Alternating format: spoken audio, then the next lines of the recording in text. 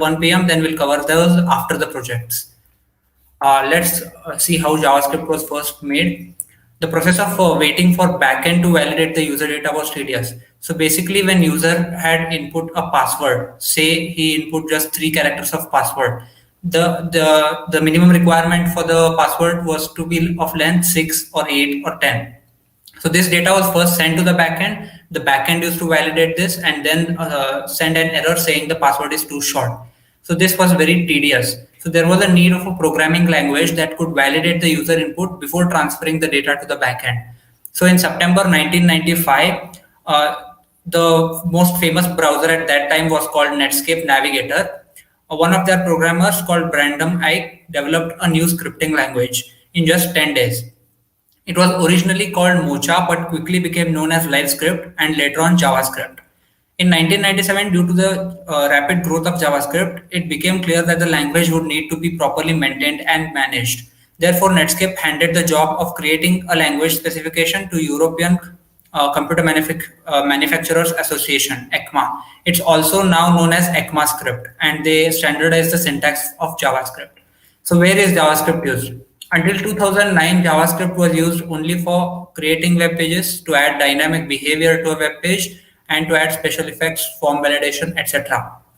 In 2009, a programmer named Ryan Dahl took Chrome's V8 engine and wrapped it inside a C++ environment. This allowed JavaScript to be executed without a browser. So now JavaScript is used in the front end, back end, games, embedded systems, everywhere. Because of the features of Node.js and the web, JavaScript is now the most used language in the world. So programming with JavaScript. I'm assuming everybody in the meeting currently is aware of one of the programming language. It could be C, C++, or Java.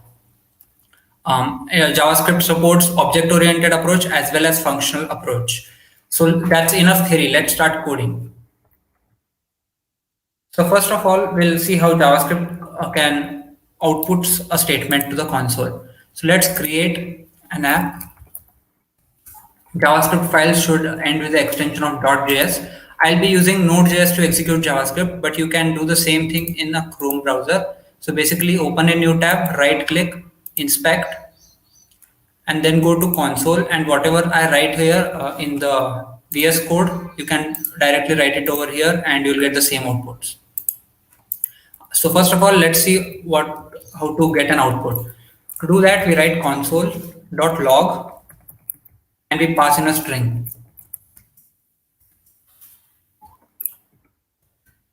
Executing this will get us our output string.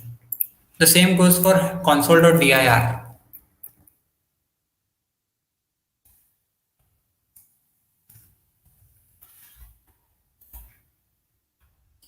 So we get hello world over here as well as hello world over here. The difference between these two is that console.log calls the toString method of the passed in object, whereas console.dir just outputs the object as it is.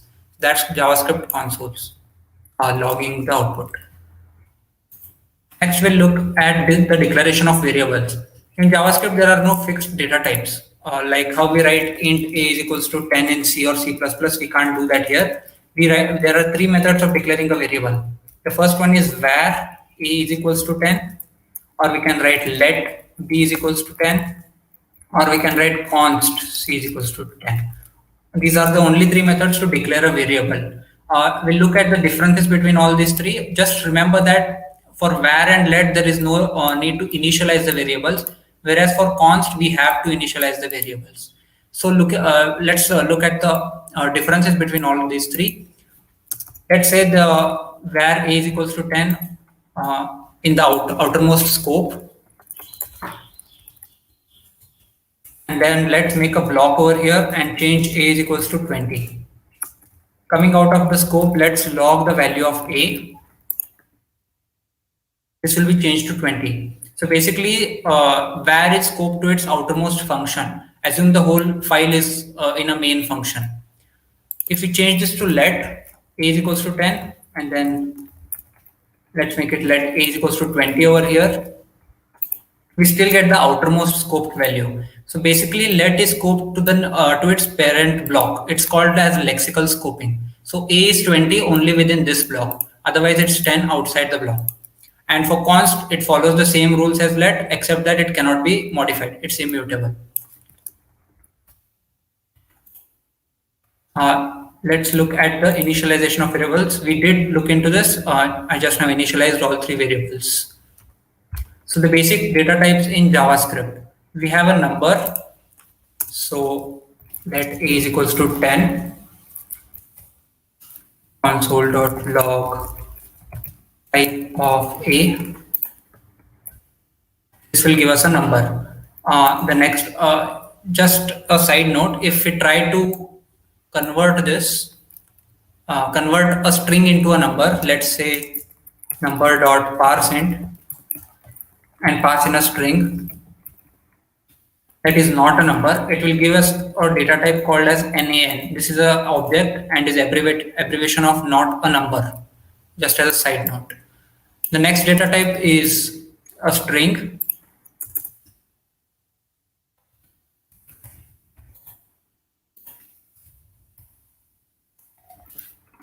So now the type of A will be string.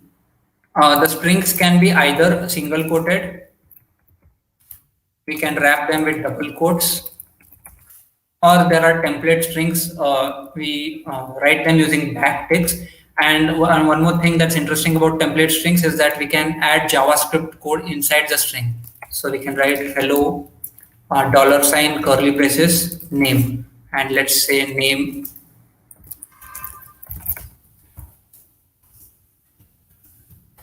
is equals to Srishti, and we have to output this. So console.log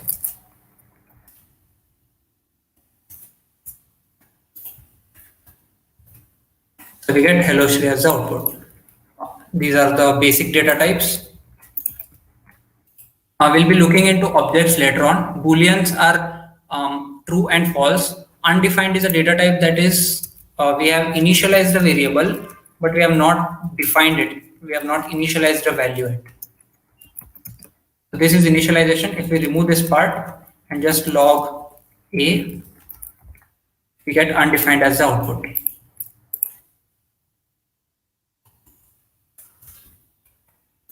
A variable can change its type dynamically based on the value assigned to it. So if we have a is equals to a number, let's say 10, we can later on change it to a string. This is completely valid in JavaScript. It's a weakly typed language. This is an interesting trivial question. Can anyone in the YouTube chat section write or type banana without actually typing banana? Just a second, I'll open the chat as well.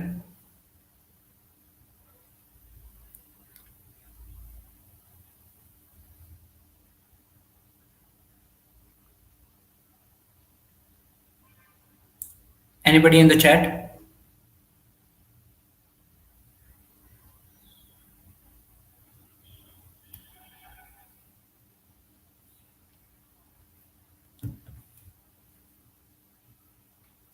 There are no responses, so let me just go ahead with that. Okay, no.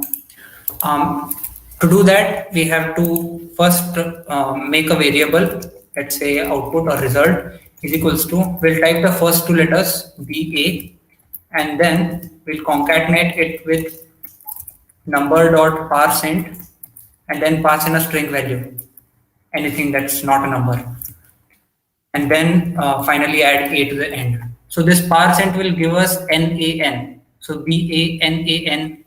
So that's what we get as the output.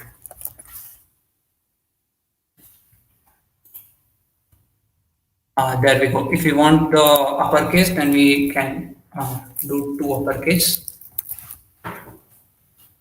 And we'll get the final result as banana. Moving on. Did somebody say something?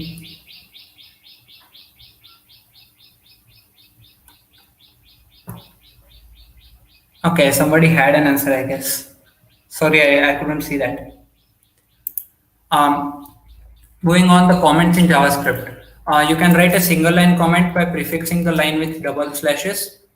This is a comment. or you can type multiple line comment using slash star and ending with a star slash.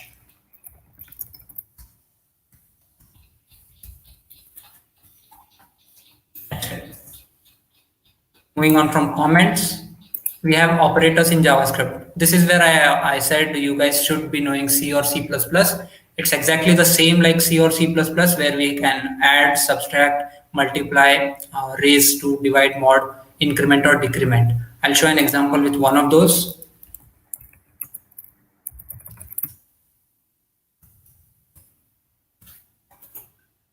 So 10 plus 20 is 30, 10 mod 20 is 10, and so on. All the operators remain the same as they were in C or C++. The assignment operators, they still remain the same.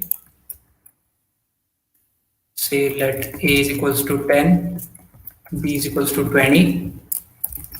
Let's say we want to add B to A, we can do A is equals to A plus B, or in short, we can write A plus equals to B. And this will give us 50. Now we can remove this.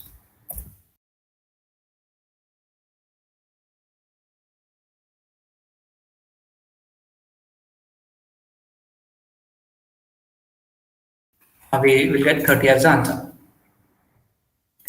Moving on from assignment operators, there are some more operators like logical and, logical or, and or not, etc. Bitwise operators. Everything remains the same as it was in C and C++. The conditional statements, again the same. If something is true, true block, else we execute the false block. Since the expression here given is true, we get the true, and if the expression was false or falsy values, then we get false as the output. Switch statements can switch between multiple cases. This is useful when we have multiple if-else conditions. So let's say switch 10, we'll have a case 10 break, and we'll have a default case.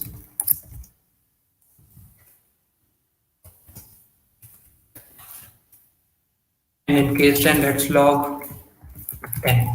So since the switch case is given 10, the parameter provided in here, we can log 10 to the console. But if no cases match, if we put 11 here, we'll get the default output. That is no matches. If we did not provide the break statement over here,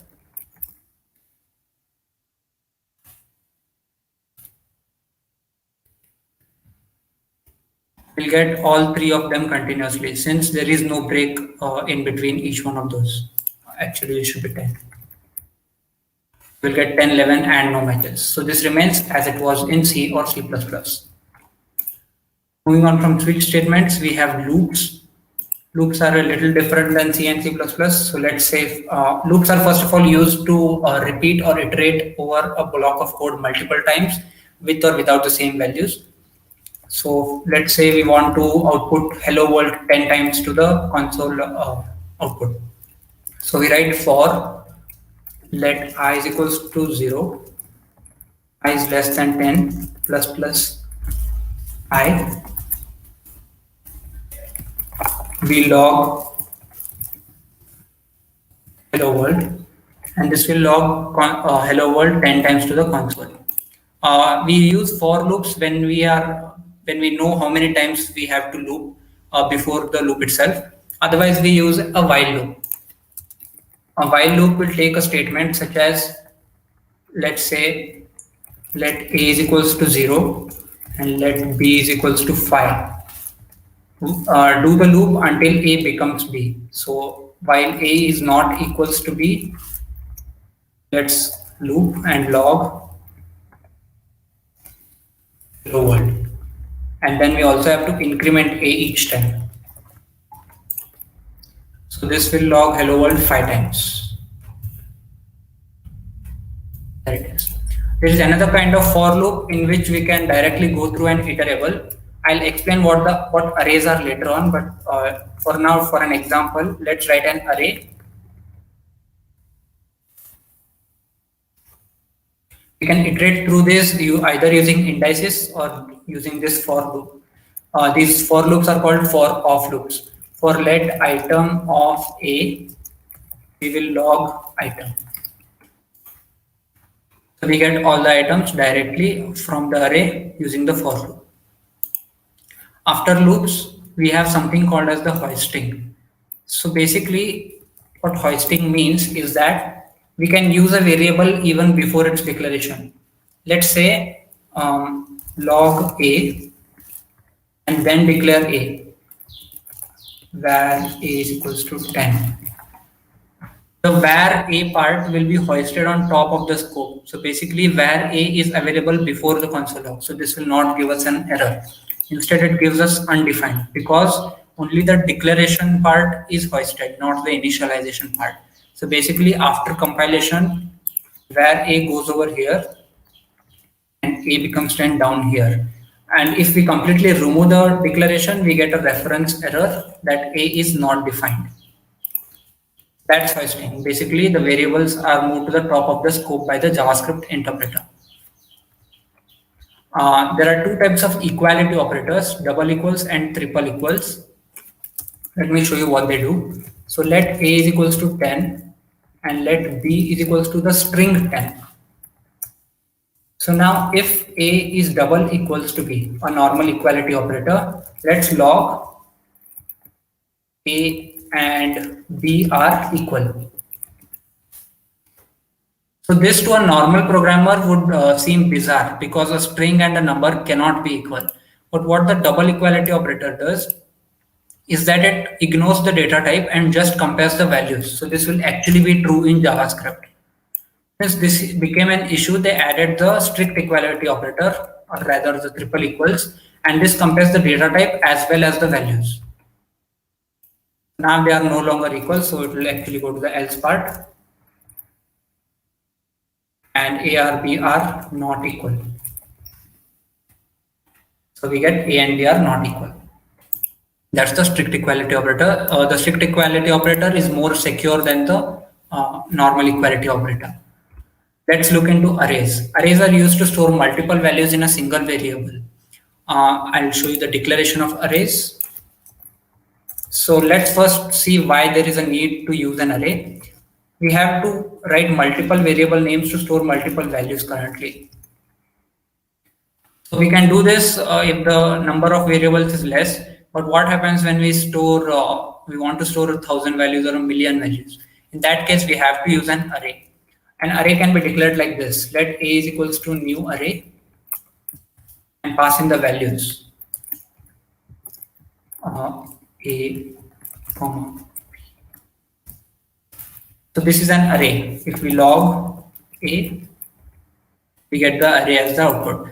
But this is a bit tedious to declare a new object and then writing the array. So we basically write an array literal where we pass the object directly. This is the easier way to write the array. So we initialize an array using square brackets and then pass in the objects that we have to store in the array. And now to access the elements in the array, we use zero-based indexing. So A of 0 will give us A of 1 will give us B, and A of 2 will give us C. There are some properties with respect to arrays. Let's find out what are they. If we write A.length, we get 3 because there are 3 elements here. If we had numbers in the array, unsorted numbers,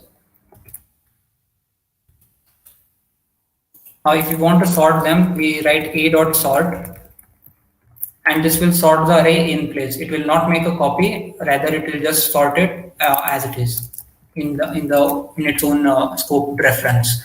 So that will sort the array and give us the output. The next one will be A.push. Push is used to add an element to the end of the array. So basically after 1 in this case.